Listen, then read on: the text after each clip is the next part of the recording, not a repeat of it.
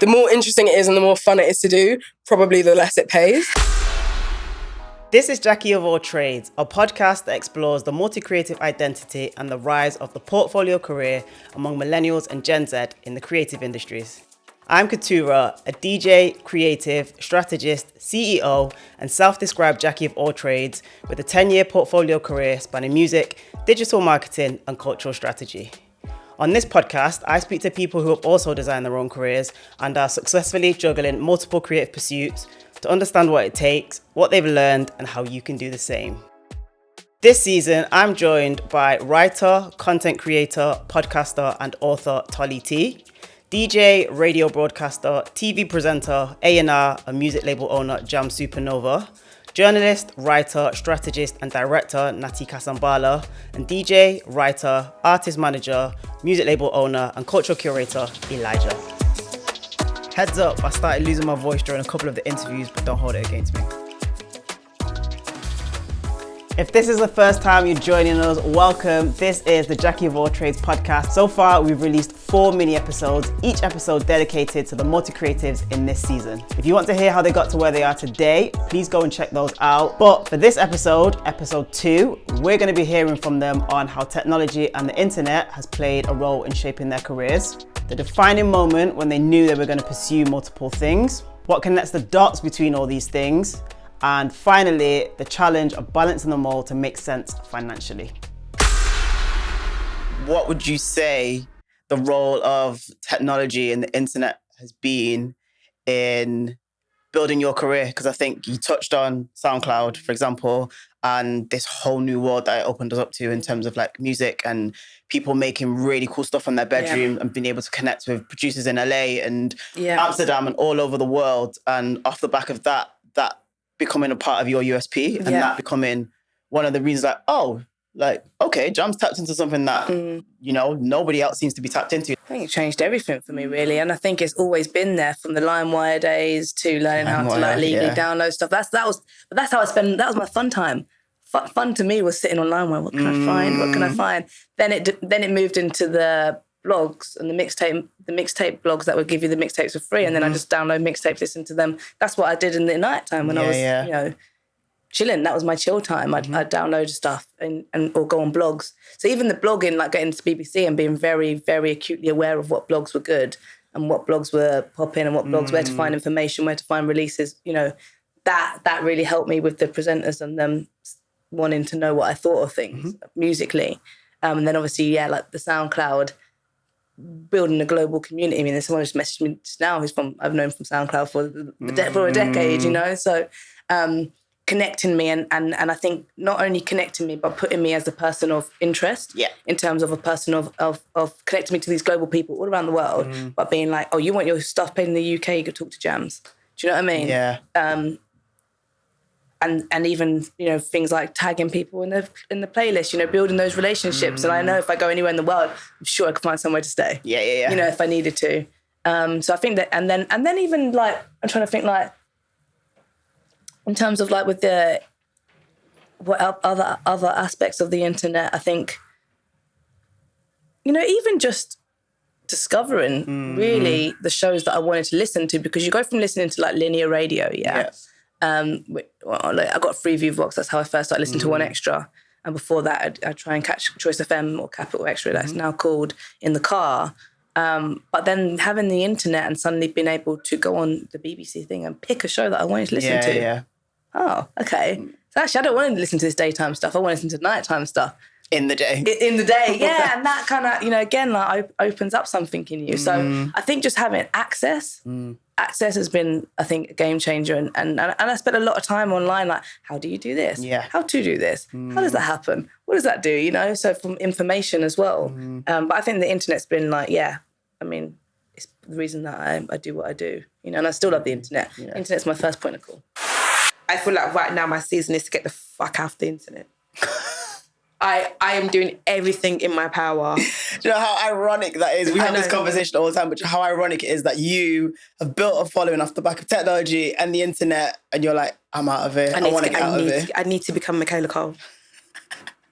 What is it the most that irks you about the internet? It's an awful place.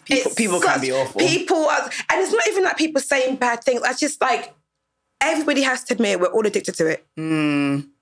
Including myself. We are all addicted to it. It's not okay that I wake up and I go on to this thing. Yeah. It's not okay that like someone announces something and I feel a way about myself and about my achievements because of this person who I don't know. And just because that's virtue, that's how life is. People have to say about the things that they do, and so I can't blame them for it. Of course. It's not okay that it just takes up so much of my time. And I think good or bad, I don't think any of us are meant to know what people think about us this often. Good or bad. And so directly. Good or bad. We shouldn't be so aware of people's versions of us in that. Like, I just think it's a weird, I don't know how healthy I think it is. So you're trying to get sometimes I find that the internet is all smoke and mirrors. I want my work to do my thing. But like, I think the people that use the internet well are people like Michaela or Issa uses the internet amazingly. Yeah. She's on there where she's got things to promote. And when she hasn't, I'm gone. See me. And I think same with Beyonce. I've got this thing, okay, go bye. Like, and I would love to be able to be in a space to use the internet like that. You have to get to a point where your work speaks for itself. You don't need to constantly be out there promoting, like, being visible. Because people just go find you because it speaks for itself. And I hate that sometimes I still feel like I need it. Like, do you know what I mean? Yeah. And like I hate that I still feel like, and I guess we all do as a way of promotion or whatever, but I just think there's a healthy way for it to not be, and it's, because just what the industry is, there's loads of like cool gangs and this and this and this and all of that. And I just think, I don't know, it's not great. For writing, it's played a really big role. Like, Twitter alone is like responsible for at least 20% of my career, I think. Just in terms of like being a place to present views that then could get you a commission. Like, literally it was giving me work. It's the reason I found the Days internship. It's the reason that I have certain resources, that I know certain rates, that people have found me, that I found other writers, other editors. So I'd say that's probably the biggest role that technology has played in my career. In terms of other stuff, it's hard. I think I've never been like amazing at social media, which is ironic. Now I'm speaking to you.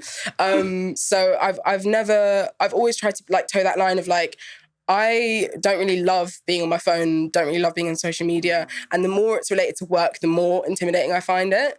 Right. And so I, like for Instagram, for example, like there's a world in which my Instagram should be a lot more focused towards, especially in like directing and like certain career paths, it should be your work and it should be screenshots of this stuff and it should be like stills and all of that stuff. But I know that if I put my social media into that avenue, my DMs are just going to be full of work like they already are. And like, you know, people sending me links for tunes they want me to listen to, all of that stuff. So I think there is definitely a line that I've tried to toe in terms of keeping my internet presence as personal rather than professional, because otherwise I just think it's another job in itself. Yeah. Right? It's literally a job in itself, you know? Yeah.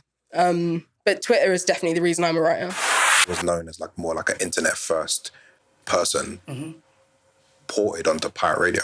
Like I was the person off the blog spot that got onto Rinse. That was like unheard of at that time. Whereas now everyone comes from the internet or just getting discovered from the internet. Whereas at that time, you would be like, I don't know, putting out tunes, or you'd work in a record shop, or you would be some sort of like social connection. Whereas I was like, I didn't know anyone from that scene really. And it was like, oh, you're the person putting stuff on the internet. You seem to know what's going on. And I was putting out track lists. I mean, it sounds really basic, but at that time, even to have a mix of grime on the internet was rare. Like, and with track list and artwork, that was like, if you search like 2007 grime mixes, there was like none on the internet. So just even just that, if you searched that at that time, me and Skilliam's mixes would have been the first things that come up, just because there was no one else putting that out. Yeah. Unless someone had like ripped something off Rinse FM or like something off Kiss or like one of Logan's shows or something like that. That was it. There wasn't like proper like studio mixes and stuff like that. So the significance of being the first, you feel like put you in good stead to kind of navigate this like new digital world. Yeah. And maybe the people that were there already, they weren't looking at the digital thing. So, because they were already on Rinse, so they were like, well, I'm broadcasting to as many people as want to listen. And Rinse became, they got their stream and internet thing and podcasts while I was there. So when I started, they didn't really have a proper podcast out. Again, this always sounds odd now. Like, you went on a radio station and you didn't have the audio afterwards. You'd be like, what's the point? But now, like, at that time, that wasn't a thing. So if you catch it, you catch it. If you miss it, yeah, that's it. Yeah. Also, but the first few shows that I did on Rinse, I would have to press record on my computer, leaving the house, go there, do the show, and then make sure it's still recording. I got back and then play, then cut it, upload it onto media file at that time and send space, whatever it was. So people could download it. So people download it because there was no SoundCloud, there's no YouTube, nothing. There was no streaming. There was no internet streaming protocol. I guess you could use there was this thing called I think it was called internet.com. Okay. Where it was like an archive of a lot of stuff from online. Where you could just listen to. You could put audio there, but I don't think that website's even there anymore. So in terms of people, so you've made it available to download, and then there's people in the forums that are asking for it. So there's people in the forums, and I put it on the blog spot, and then it just made that thing just really accessible to people that maybe couldn't get Rinse or were super interested, but maybe didn't catch those shows, and it was good. What is it that connects the dots between all of your various creative pursuits? Firstly, controversial opinion. I feel like there doesn't always need to be one. Interesting. But for me, I have one, so it's fine. Okay. But I think, in general, I think it's just storytelling, isn't it? From writing, it's about telling the story of an artist or the story of a piece of music, to, directing, it's the same thing. It's what is the story of the song? How can you kind of visually represent that? Podcasting, it's the same. And then strategy, it's kind of the same. It's what's the story of who are we trying to reach and why, and how do we actually communicate with them? I think that's the key, is just telling a story and figuring out how to communicate that to someone else. Visually, auditorily, I don't know. Yeah, all ears, eyes, mouth, So I think that's the only real common thread. And then in terms of the taste, it does definitely overlap, and it's definitely sits within one kind of world. Radio is the middle of me, and then all these other things sort of shoot off of it. But at the core is radio. And then what's around the nucleus? So then the DJing, I knew that from being a specialist person on the radio, DJ gigs would come, which is why I thought, I was told you need to learn how to DJ, rapid, let's go. Okay. Because I always wanted to learn how to DJ, but I just didn't think that I could learn how to DJ. But then just thought it felt like if you hadn't learned from being a young kid, then you're never going to catch it. I was 22, 23 by this point. But then having the urgency of, but you're going to be a specialist, my mentor, Gavin Douglas, shout out to Gavin, was but if you're going to be specialist on the radio, you have to learn how to DJ. You're going to start getting bookings. You can't be turning up not knowing how to DJ. So then I had to learn, quite in a shorter space of time than I would have liked to have. Yeah. So then, and I knew that'd be a source of income, but I wasn't really thinking of it that. But when I got the one show a week, I was I need money, man. I went from working, controlling how much I work, to not being in control of how much I work, and not living on a very minimum, having my dream, but getting the dream, but living on a very minimal, a diet version of it. Yeah, diet version of it. Yeah. So I was okay, what do people do? People do they do consulting. Because now I'm in a position, so how do I use this position to leverage other jobs?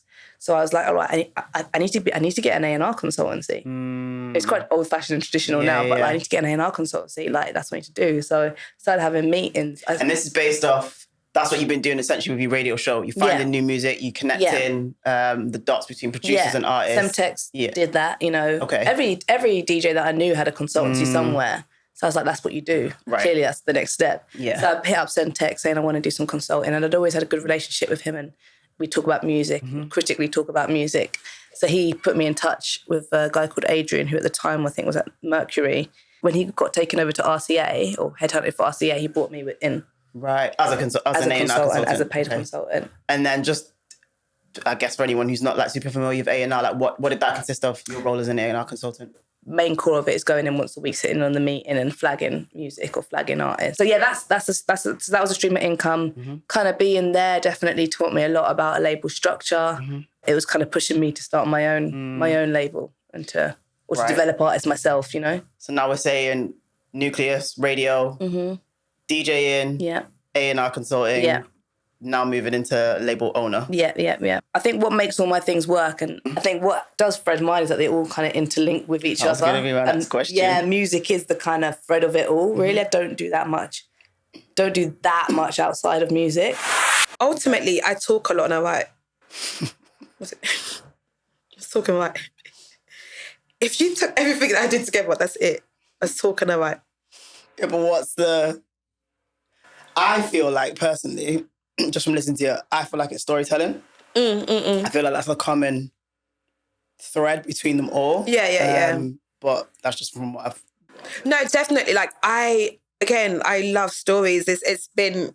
The idea of storytelling has been a thing that I've like been brought up with. I always say this story. So I've got like I don't even know what to call it. It's not a brand, it's a thing I work on called Story. And it's just the whole idea of that is just telling stories. And that all came from, I remember being younger, I lived in Nigeria for a little while, and every night we'd all sit on a compound and there'll be an adult that tell all the kids' story. And it will start with story, and we'll reply story. Once upon a time, we'll say time.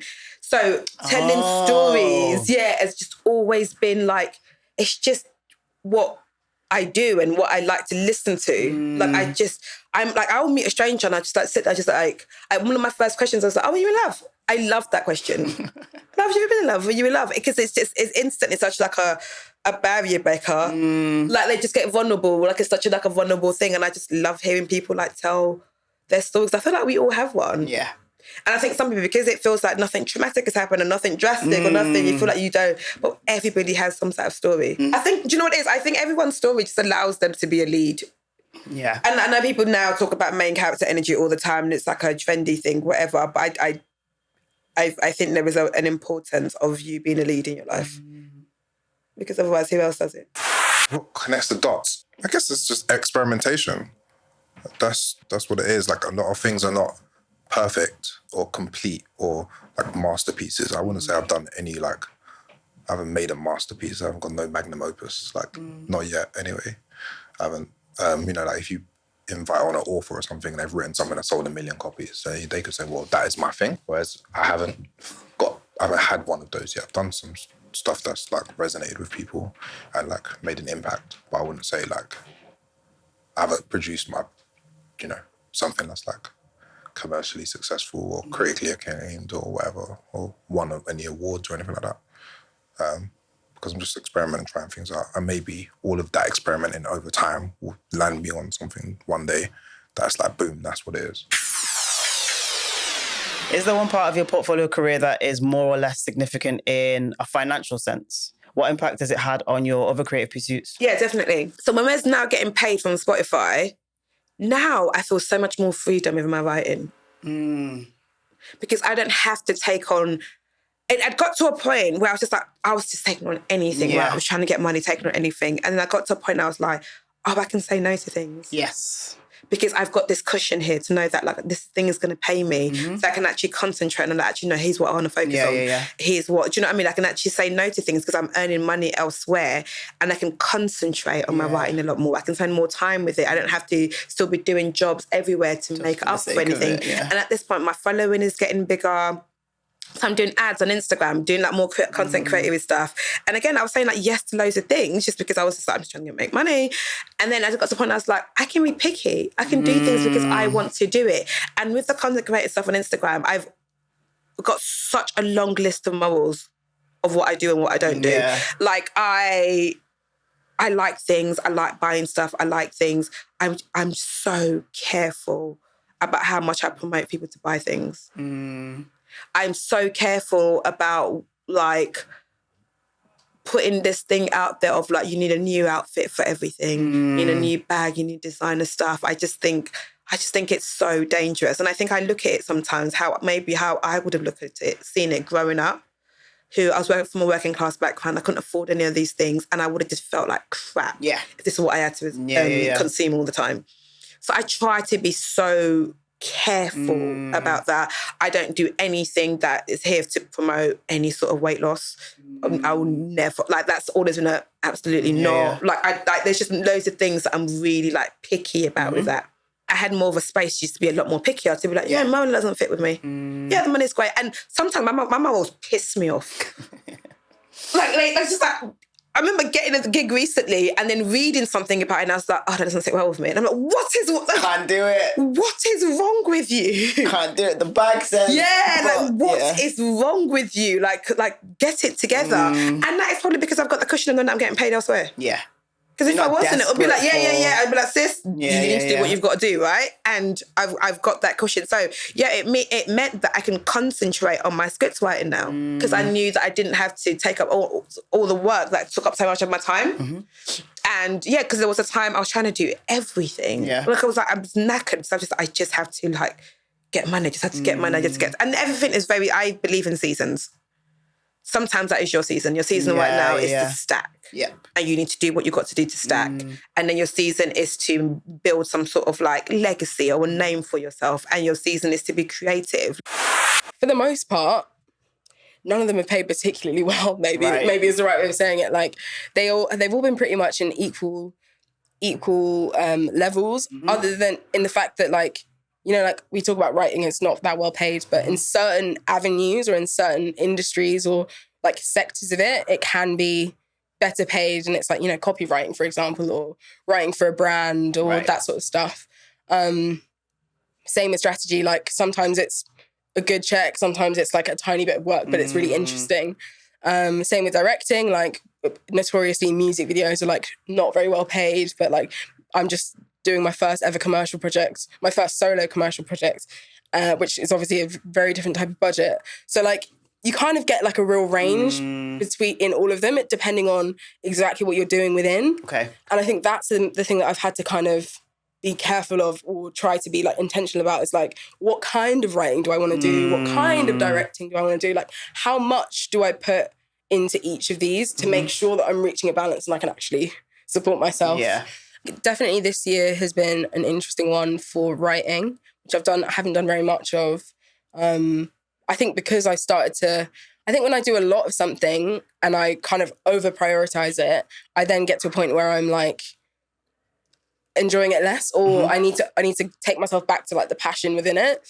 And so for writing, I was very much like, okay, now I need to really only do the things that I really care about. It's getting to the point where it's feeling a bit like a chore. And that usually, it's like interest and financial usually going across access, right? Where like the more interesting it is and the more fun it is to do, probably the less it pays. Right. And I think that that's something that came through with writing. Like I just ended up like having to do other things or wanting to do other things in like directing, for example, or in strategy work.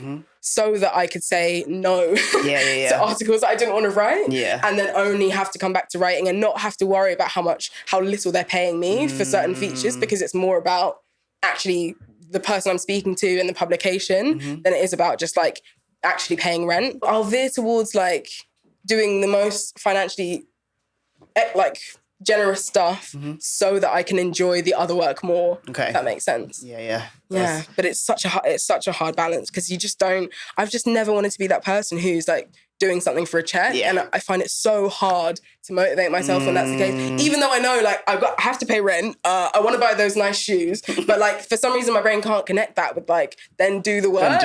Instead I'm like, no, but it's not fun. That's a good position to be in though. No, if you have to pay rent. I fully relate to everyone's experiences here for different reasons. For me, in the past year, I've had to put a lot into building my agency / to create some financial stability, which means I've had less time to focus on DJing and on my label, So Future. But by taking on those jobs with / it means I'm now in a better position to work on music ideas and projects that won't necessarily make money straight away, but will do in the long run, and that's an amazing feeling. I'll be back next week with episode 3 of the Jackie of All Trades podcast, and we'll be talking about mental health, mindset, and staying motivated. If you enjoyed this episode, hit subscribe, give it a thumbs up, and let me know your thoughts in the comments below. You can follow us on Instagram and TikTok at JOATpodcastUK for extra content. And if you ever want to switch it up, you can always listen to these episodes on Apple, Spotify, or wherever you get your podcasts.